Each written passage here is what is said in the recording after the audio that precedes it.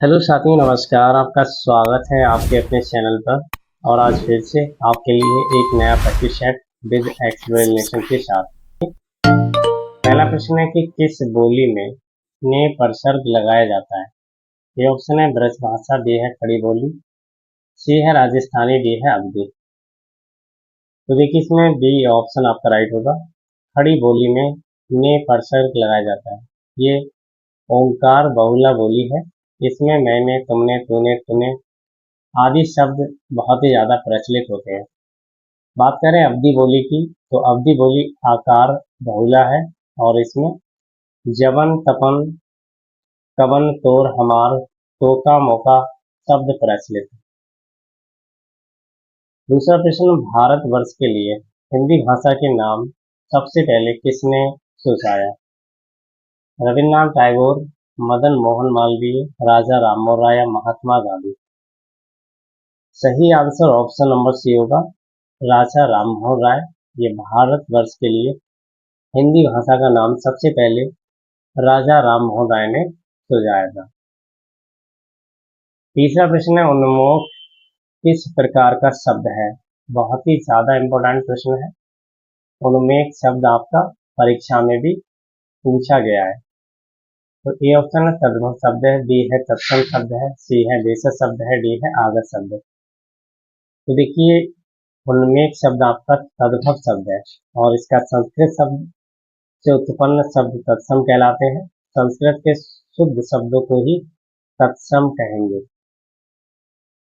चौथा प्रश्न, मर्यादा किस युग की प्रसिद्ध पत्रिका थी। भारतेंदु युग, छायावाद युग, द्विवेदी युग या छायावादोत्तर युग।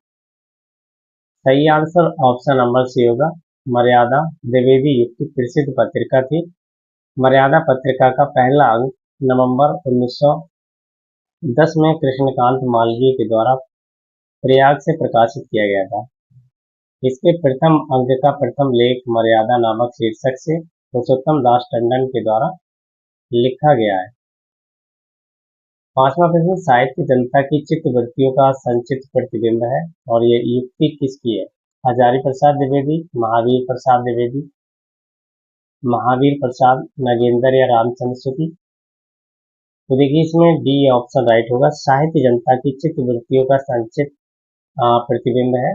ये युक्ति जो है रामचंद्र शुक्ल जी की है। तो ऑप्शन नंबर डी इसमें करेक्ट होगा। नेक्स्ट क्वेश्चन, हिंदी में इस्तेमाल होने वाले उर्दू शब्दों का बहुवचन बनाने के लिए प्रायः किस भाषा के प्रत्यय लगाए जाते हैं। हिंदी भाषा, अरबी भाषा, फारसी भाषा या उर्दू भाषा। तो ए ऑप्शन राइट होगा, हिंदी भाषा। देखिए हिंदी में इस्तेमाल होने वाले उर्दू शब्दों का बहुवचन बनाने के लिए हम प्रायः हिंदी भाषा के ही प्रत्यय को लगाते हैं। जैसे अरबी से आए शब्द वकील शब्द का बहुवचन बकला हिंदी में नहीं चलेगा, हिंदी में वकीलों लिखा जाएगा। सातवां प्रश्न, काव्य की शोभा बढ़ाने के लिए धर्मों को अलंकार कहते हैं। इस युक्ति में प्रयुक्त धर्म शब्द क्या अर्थ है। मजहब, गुण, सत्कर्म या कर्तव्य। तो डी ऑप्शन राइट होगा। देखिए काव्य की शोभा बढ़ाने वाले धर्मों को हम अलंकार कहते हैं। यहाँ धर्म का आशय गुण, तत्व, घटक तथा अव्यय से होता है। इस युक्ति में प्रयुक्त धर्म शब्द का अर्थ गुण है। आठवां प्रश्न, तदैव शब्द का सही संधि विच्छेद क्या है। तथा धन एव, तथ धन एव, तथे धन एव या ता धन एव। तो देखिए ये ऑप्शन राइट होगा, तथैत शब्द का सही संधि विच्छेद तथा धन एव होता है और तथा धन एव इसमें वृद्धि स्वर संधि है। इसके नियमानुसार यदि छोटा आ या बड़ा आ के बाद ए या ए आए तो दोनों मिलकर ए हो, तथा ए या आ के बाद ओ या ओ आए तो दोनों मिलकर ओ हो जाते हैं। जैसे तत्र धन है तत्र, धर्म धन एक कर्म एक, वन धन औषधि वन औषधि। ठीक है, इसमें वृद्धि स्वर संधि है। नवा प्रश्न है, उज्ज्वल का सही संधि विच्छेद क्या होगा। देखिए उज्ज्वल शब्द देखेंगे कभी कभी इसकी वर्तनी भी आ जाती है, पूछ लेता है कि सही वर्तनी कौन सी, तो उज्ज्वल इसी तरह से लिखा जाता है और इसका सही संधि विच्छेद उत धन ज्वल होता है। ठीक है, इसमें व्यंजन संधि है। इनके नियमानुसार यदि ता या दा के बाद जा या झा है तो ता या दा के स्थान पर जा हो जाता है, जैसे सप्त जन सज्जन, विपद जन जाल विपद जाल। 10वां प्रश्न, आदमी बनना मुहावरे का उपयुक्त अर्थ है। किसी अन्य जीव का आदमी में परिवर्तित होना, आदमी जैसा दिखना, अच्छा व्यवहार सीखना या कृत्रिम ढंग से आदमी का प्रतिरूप बनाना। सही आंसर ऑप्शन नंबर सी होगा। आदमी बनना मुहावरे का अर्थ होता है अच्छा व्यवहार सीखना, जैसे वह ठोकर खाएगा तो आदमी बन जाएगा एवं अपनी जिम्मेदारियां स्वयं निभाएगा। 11वां प्रश्न है, पुरातत्व स्थल कोल्ड हवा कहाँ स्थित है? महाराष्ट्र, बिहार, उत्तर प्रदेश, मध्य प्रदेश। सी ऑप्शन राइट होगा इसमें। भारतीय उपद्वीपों में कोल्डी हवा तथा मेहरगढ़ दो नपाषाणकालीन बस्तियां थी जहां चावल और गेहूं के स्पष्ट प्रमाण मिले थे। कोल्डी हवा भारत के उत्तर प्रदेश में पुरातात्विक स्थल है। 12वां प्रश्न, ऋग्वेद में निम्नलिखित में से किस देवता की सर्वाधिक महानता का वर्णन किया गया है? ये ऑप्शन है वरुण, बी है इंद्र, सी है अग्नि, डी है शिव। तो देखिए बी ऑप्शन राइट होगा। इंद्र देवता की सर्वाधिक महानता का वर्णन किया गया है ऋग्वेद में। ठीक है, बात करें ऋग्वेद की तो ये सबसे ज्यादा प्राचीन वेद माना जाता है। इसमें 10 मंडल, 1028 सूक्त और 10,580 ऋचाएं हैं। ऋग्वेद के पढ़ने वाले ऋषियों में होत्रु यानी कि होता है, होता कहते हैं, इसमें सर्वाधिक वर्णन इंद्र का है। इंद्र के लिए 250 तथा अग्नि के लिए 200 ऋचाएं की रचना की गई। 13वां प्रश्न, राजा बिंबिसार के दरबार में उसे प्रसिद्ध चिकित्सक का नाम क्या था जो भगवान बुद्ध के निजी चिकित्सक थे? अजातशत्रु, सारिपुत्र, जीवक या रावण। सी ऑप्शन राइट होगा। बिंबिसार हरेक वंश का संस्थापक था, वह बौद्ध धर्म का अनुयायी था। इसके दरबार में प्रसिद्ध चिकित्सक जीवक रहते थे जिन्हें भगवान बुद्ध का निजी चिकित्सक के रूप में उनकी सेवा के लिए भेजा गया था। अजातशत्रु पूर्वी भारत में मगध के हरेक वंश का एक राजा था, यहाँ बिंबिसार का पुत्र था। 14वां प्रश्न, निम्नलिखित में से अवध का पहला नवाब कौन था? अशफाक उद्दौला, सादत खां, सुजा उद्दौला, सफदरजंग। तो ये ऑप्शन राइट होगा। अवध के प्रथम नवाब सादत अली खान।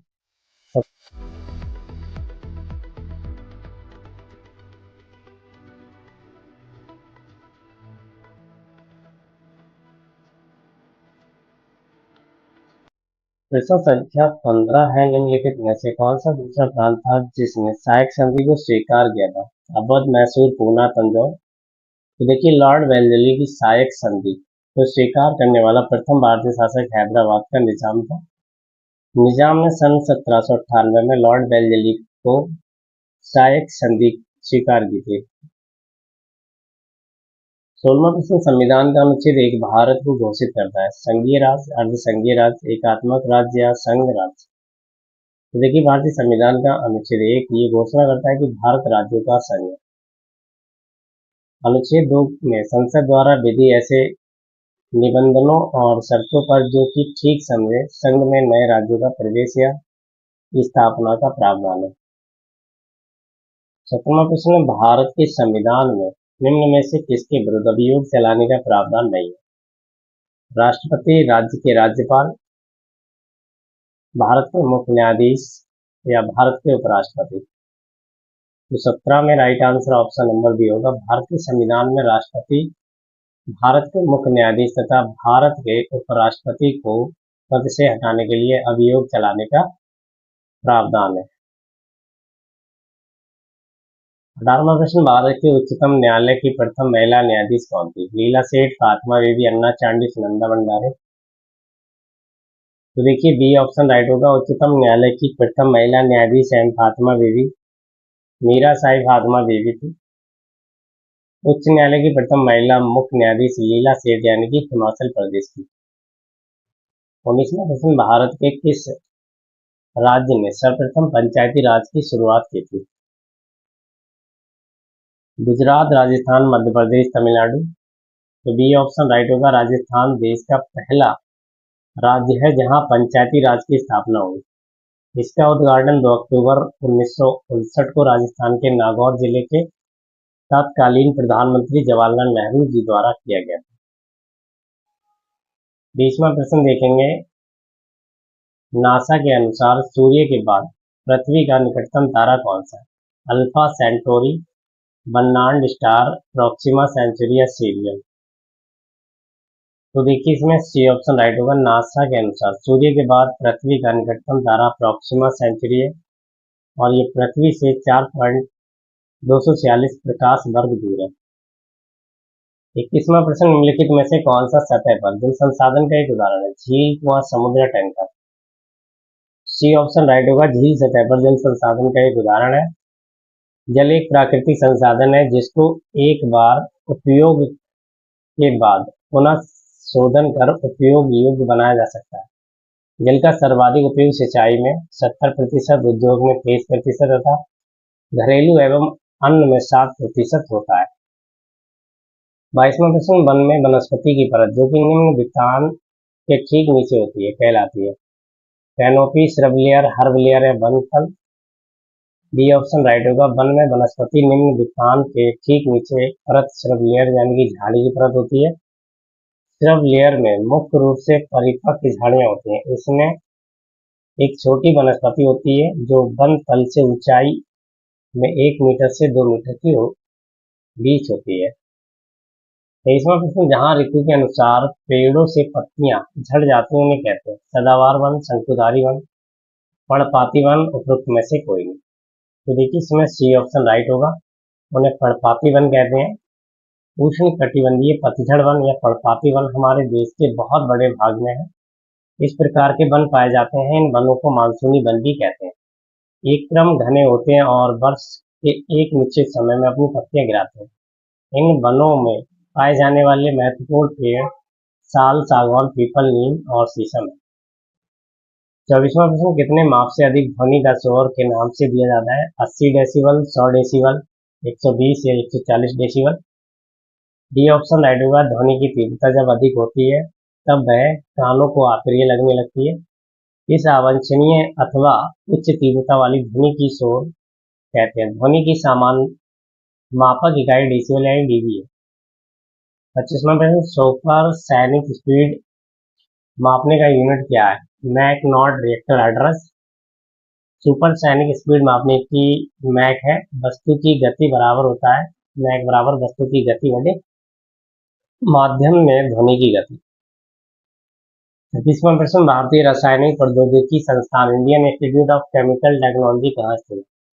अहमदाबाद, प्रयागराज, हैदराबाद, कोलकाता। भारतीय रासायनिक प्रौद्योगिकी संस्थान हैदराबाद में स्थित है। केंद्रीय औषधि और सुगंधित पौधा संस्थान लखनऊ में स्थित है। ये केंद्रीय खनन एवं ईंधन अनुसंधान धनबाद में स्थित है। कांच का कौन सा प्रकार ऊष्मा प्रतिरोधी है? बोतल कांच, चकमक कांच, दुर्नरम कांच या पायरेक्सी कांच। देखिए पायरेक्स कांच इसे बोरोसिलिकेट कांच भी कहते हैं। पायरेक्स कांच का रासायनिक स्थिर स्थितिक तथा तापीय प्रदान प्रतिरोधक क्षमता अधिक होती है। 28वां प्रश्न, निम्नलिखित में से कौन सा विटामिन जल में घुलनशील है? विटामिन सी, विटामिन के, विटामिन डी या vitamin A. A option right होगा। विटामिन का आविष्कार सी फंक ने वर्ष 1911 में किया। घुलनशीलता के आधार पर विटामिन दो प्रकार के होते हैं। जल में घुलनशील विटामिन बी और सी, वसा में घुलनशील विटामिन ए, डी, ई और के। 29वां प्रश्न, कौन सी कोटि बायोस को सर्वोत्तम परिभाषित करती है? हार्डवेयर, मालवेयर, फर्मवेयर या यूटिलिटी। देखिए फर्मवेयर हार्डवेयर डिवाइस के स्थायी रूप में इंस्टॉल किया जाता है। फर्मवेयर बैकग्राउंड किया जाता है। फर्मवेयर बैकग्राउंड में हार्डवेयर को कंट्रोल करने, संचालित करने या मेंटेन रखने के लिए होता है। ये प्रोग्राम किए गए निर्देशों का एक सेट है जो video card, BIOS, keyboard, hard drive जैसे हार्डवेयर डिवाइस में प्रयोग होता है। 30वां प्रश्न, कंप्यूटर माउस किस प्रकार की डिवाइस है? Input, output, software, storage. देखिए input device mouse, keyboard, microphone, scanner, OCR है। Output device monitor, speaker, printer ये सभी है। 31वां प्रश्न, वेदों के गद्य प्रकरण को क्या कहते हैं? संहिता, ब्राह्मण, आरण्यक या उपनिषद। ये प्रश्न बहुत ही ज्यादा इंपॉर्टेंट है। देखिए वेदों के गद्य प्रकरण को ब्राह्मण कहते हैं। वे वेदों के गद्य भाग हैं जिनके द्वारा वेदों को समझने में सहायता मिलती है। आरण्यक, आरण्यक शब्द का अर्थ वन में लिखा जाने वाला और छात्र के लिखा गया था। उपनिषद, उपनिषद शब्द ब्रह्म विद्या, आत्मविद्या का प्रकाशक है। उपनिषद शब्द 3 शब्द उपधन निषिद्ध के संयोजन से बना है। उपनिकट नी श्रद्धा सद बैठना। नेक्स्ट क्वेश्चन, निम्न में से प्राचीनतम वेद है। ऋग्वेद, अथर्ववेद, यजुर्वेद, सामवेद। तो देखिए सबसे प्राचीन वेद आपका ऋग्वेद है।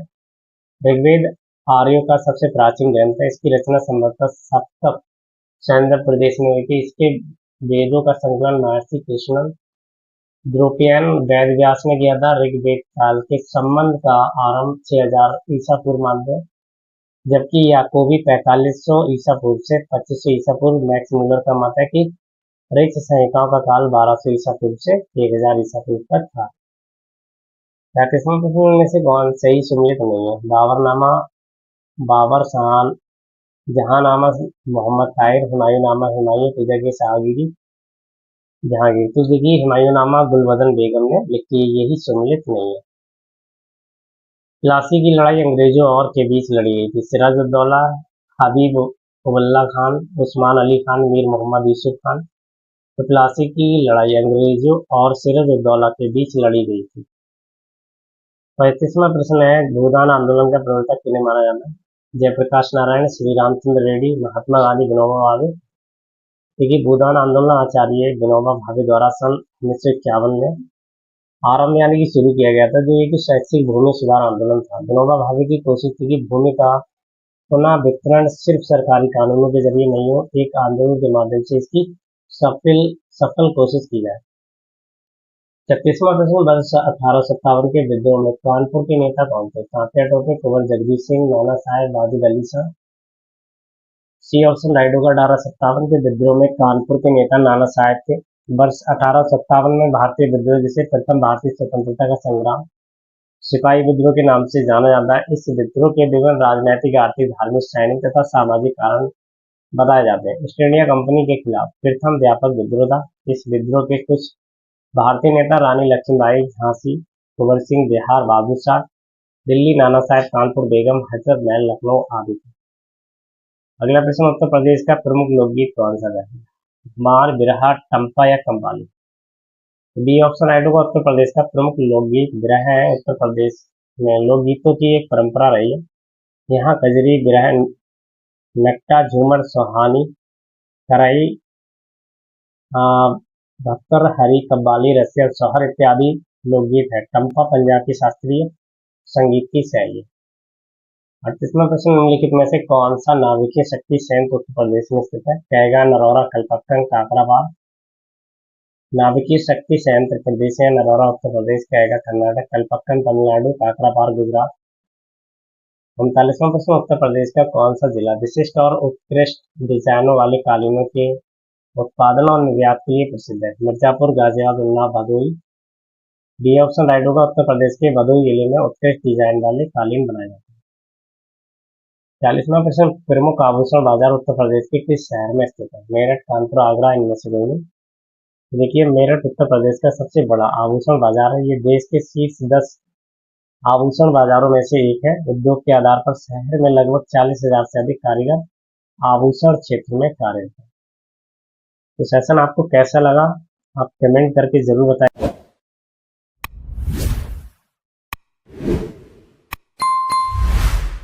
Like and subscribe.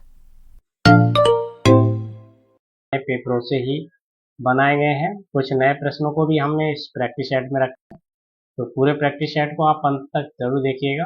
हो सके तो नोट भी कर लीजिएगा, ताकि आपको दोबारा से ऐसे प्रश्न देखने की आवश्यकता ना पड़े। तो चलिए स्टार्ट करते हैं। देखिए पहला प्रश्न है कि ब्रज भाषा का विकास किस अपभ्रंश से हुआ है। यह प्रश्न बहुत ही ज़्यादा इम्पोर्टेंट है और कई परीक्षाओं में पूछा भी गया है। यहाँ पर आपका राइट आंसर शेरसैनी हो जाता है।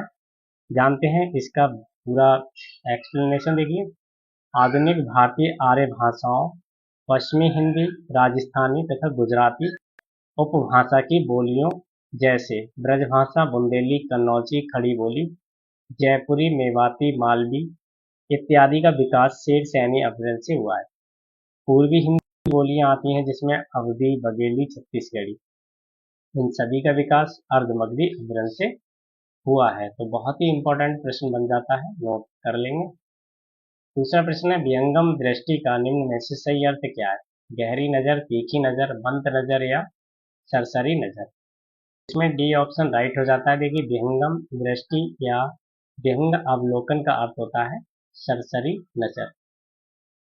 तीसरा प्रश्न उन्नत राष्ट्र के लिए विकास का प्रथम सोपान है। भ्रष्टाचार के प्रति निषेधात्मक वातावरण, जनता से सामुदायिक सद्भाव, राजनीतिक के कुशल दावपेच, डी है चरित्र निर्माण के लिए शैक्षिक वातावरण।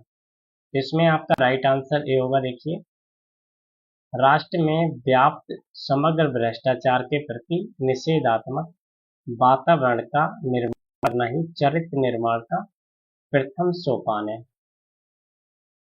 नेक्स्ट क्वेश्चन है, छत्तीसगढ़ी किस भाषा की बोली है? पश्चिमी हिंदी, राजस्थानी, बिहारी या पूर्वी हिंदी?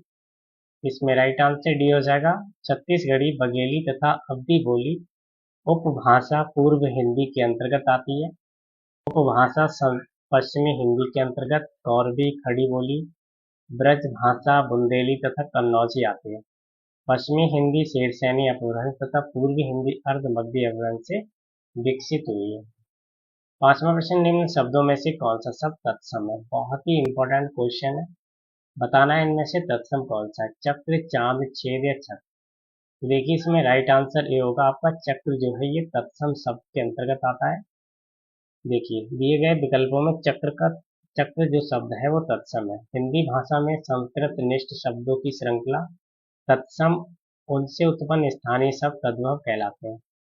इस संदर्भ में उपस्थित विकल्पों में चक्र तत्सम शब्द है। अन्य देख लेते हैं। चांद का चंद्रमा होता है तत्सम, छेद का छिद्र हो जाएगा और छठ का छत्र हो जाएगा। नेक्स्ट क्वेश्चन, अली अली शब्द युग्म का सही अर्थ क्या है? भौरा भगवान, भगवान दुश्मन, सखी भौरा या भौरा सखी?